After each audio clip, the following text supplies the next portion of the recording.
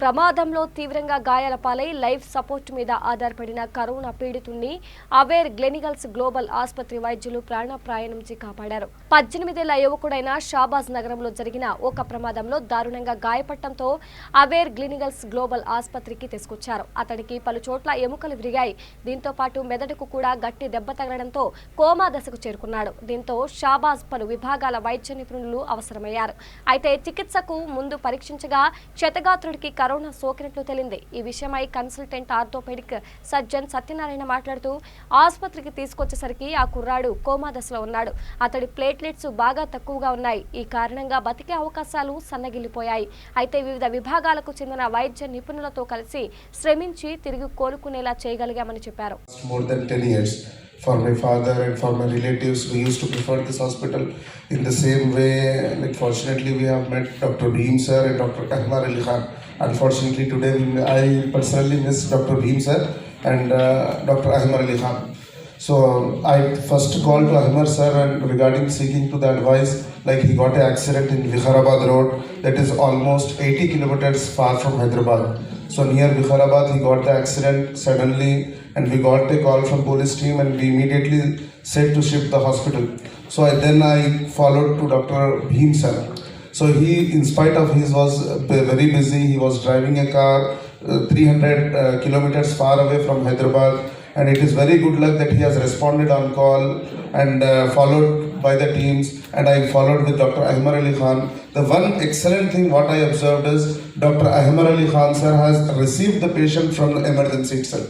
So more efficient and competent people, and facilities wise కూడా అంటే equipment post op facilities తర్వాత operation థియేటర్లో కూడా అన్ని ఎక్విప్మెంట్స్ ఉన్నప్పుడే ఇటువంటి కేసును డీల్ చేయడం జరుగుతుంది.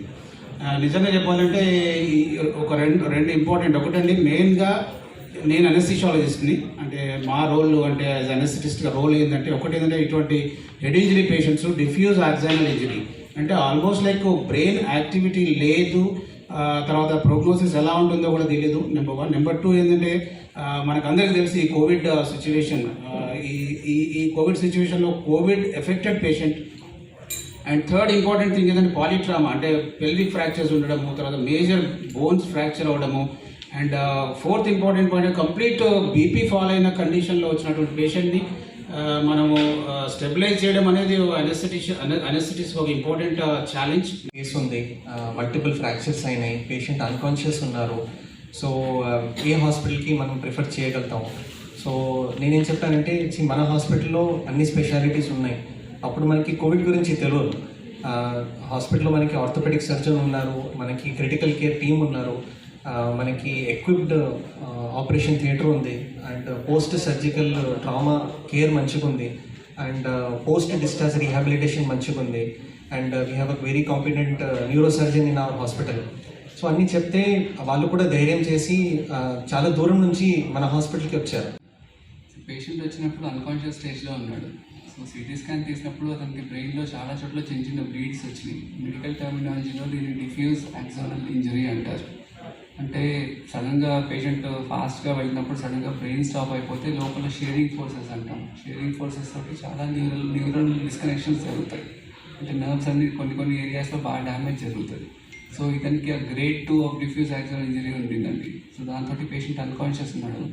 ఇలాంటి పేషెంట్స్ చాలామంది రికవర్ అయినా కొంతమంది వెజిటేటివ్ స్టేట్లో ఉండిపోతారు. సో ఇనిషియల్ స్టేజ్ ఆఫ్ పీరియడ్లో head injury management was a very critical part.